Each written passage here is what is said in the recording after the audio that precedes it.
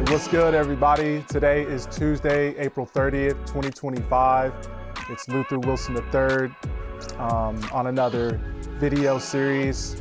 In today's session, I'm going to talk about navigating renovation projects. All right, so I'm going to go over a couple of the best ways that I know to be able to work through rehab projects.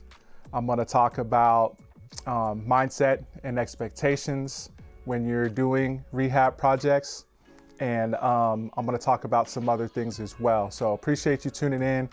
For those that don't know, I'm a real estate pro here in the Kansas City market. And over the last 14 years, I've been brokering deals, investing in real estate, and helping other people get to it in one way or another via real estate. All right. So part of my background is property management.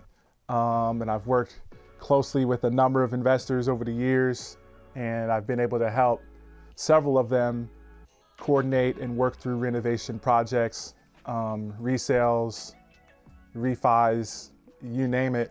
And then I've also been able to do a similar type of thing with my own properties alongside capital investors, partners, joint venture arrangements, that sort of thing. All right. So big thing for real estate investors, especially for those who do what we do. Most of it's single family home investments. We're looking at either buying, renovating, and then reselling, or buying, renovating, refinancing, and keeping the property. So those are the two things that I want to focus on. Of course, there's other ways to acquire and dispose of properties, but since we're talking about navigating renovation projects, I want to, use those as examples. Renovating mostly single family homes. Okay. So for those that are interested, I would say that the number one way to navigate a renovation project is to avoid them completely. It may sound kind of funny, but that to me is the reality of it. And there's lots of ways to do real estate without having to get involved with heavy renovation projects or construction. All right. The second way that I would say is the best way to work through rehab projects is to take on smaller projects, properties, houses that are close to being ready to go, if not completely move-in ready, and then going from there. Well, for a lot of investors, I know it's been a challenge for me and some of my colleagues, is being able to tie that in with the capital and the strategy and so forth. So let's assume that you are going to do renovation projects and you're going to do fix and flip, as a lot of people call it. And you got to figure that out. And so if you're going to take on those projects, you got to determine how involved you're going to be. And a lot of that, of course, depends on you and your skill set, your background, and what you do. Because if you are not a contractor, if you're not handy, if you're not a GC, then it becomes even more challenging to get through the process, because you are going to have to outsource all of it or part of it, or you're going to have to potentially bring someone in. I mentioned joint venture partner.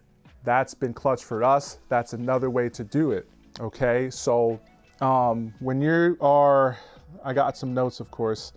One of the number one things that I'm going to mention here is the importance of having someone on site. Okay. Someone besides the contractors, besides the GC, okay? And that is huge, because especially if you're out of state, all right? And if you're in the Midwest or investing in the Midwest, Kansas City especially, we have a lot of out-of-state investors who are pouring capital into the Kansas City market, and this is where they need the most help, I'd venture to say.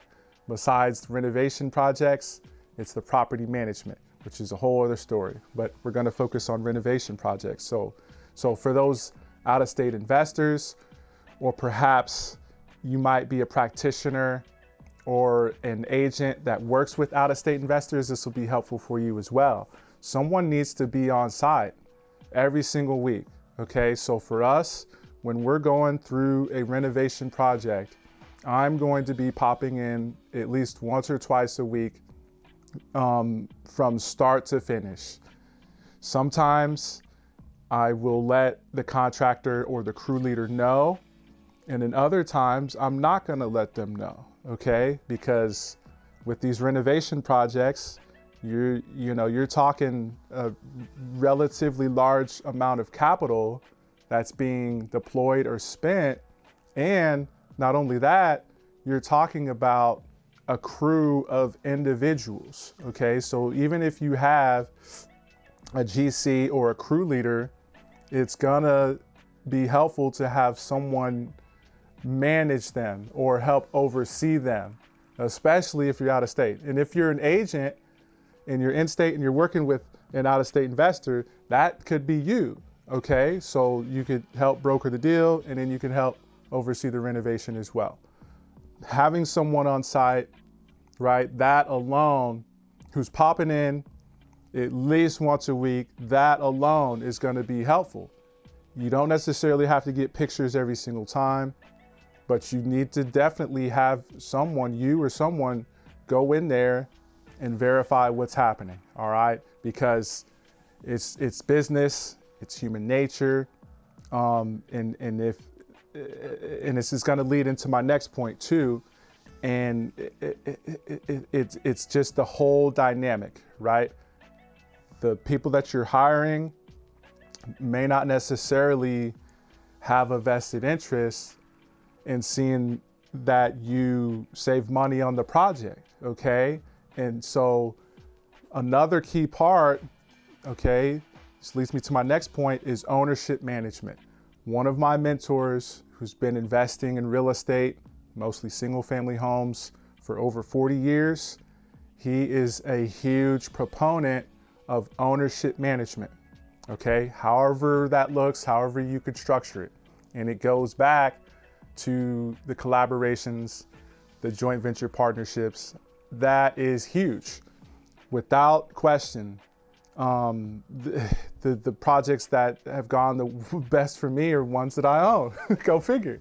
And I am even more proactive, involved, making sure that things are going as smoothly as possible. All right. So having someone on site, the ownership management, if you can structure that, that is huge, because again, whoever you're hiring, if they're not necessarily in on it, then they may not see the importance of doing things a certain way. They may not see the importance of helping you to save money or minimize the exposure or risk type of thing.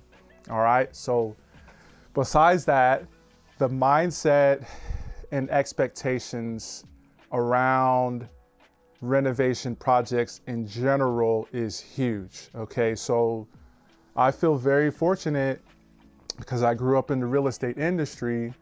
My mom and my dad are still active in one way or another. My mom is a realtor of 33 years, my father as an investor of 35 years. So as I was growing up from age 5 on to this day, I've been able to see how they maneuver through things and see how they operate with their own properties, with their clients, customers, and so forth. So my mindset was quite a bit different once I started to work with investors and borrow money and invest alongside partners as well. So the mindset and the expectations is huge. So going in, I don't necessarily want to assume that we're going to go over budget and past the deadline that we've set, but it happens virtually every single time. Okay, so for me or whoever is investing, however you're doing it, okay, that's a huge thing. The communication is huge with whoever you're working with, whoever's on site, the crew leader, the subs, and so forth. Communication is huge. So I'm gonna have to approach things a certain way, and I don't necessarily expect my contractors to be under budget every single time, but I do expect them to communicate with me and let me know what's going on when an issue arises, when something comes up, which happens on, again, virtually every single project. So that mindset shift, that expectation of, okay, so when I talk to my GC or crew leader, I'm letting her know, okay, that, hey, here's the deal.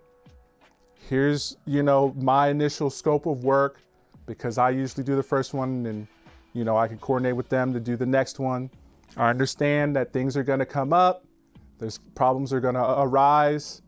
I've told my client, I've told my business partner, whoever's involved, like, hey, we're going to need reserves. Okay. So I'm letting my contractor know that, yeah, there's going to be some pressure. I am going to be checking up on things. And I know that issues are going to arise. However, I want you to communicate with me when something comes up, and then we can talk about remedying things, if that's a word, or how to resolve the issue from there. What are my options? Okay. Of those three options, what's that look like on, cost wise? And then you got to determine based on the project, if it's a fix and resale, how you handle that situation might be different if you're doing the burst strategy and you're fixing to then refinance and rent and then keep type of thing.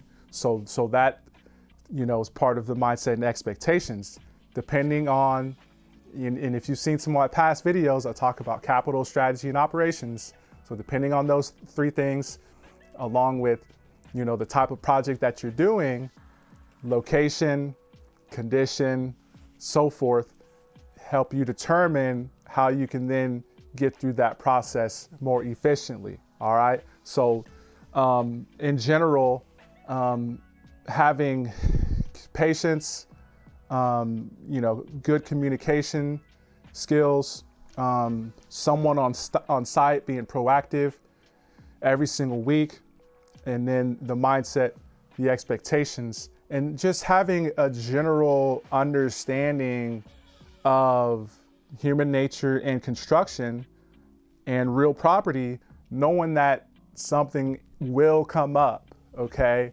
And that we're gonna have to be able to maneuver through that and be flexible when those challenges do arise. It's gonna help you tremendously. So that way, when something does come up, you are prepared, you have some reserves, hopefully, and you aren't necessarily breathing down your contractor's neck or breathing down your project manager's neck to get through the project. So again, another big thing I want y'all to think about before I go is the ownership management piece.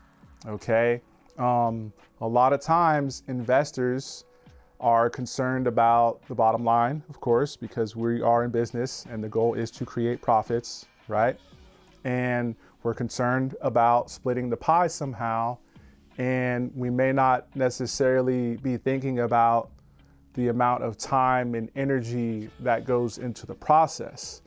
But bringing someone in, i.e. a JV partner who specializes in that type of thing, you collaborating with them, having some type of agreement, documentation, LLC, however that looks, the ownership management is a huge play.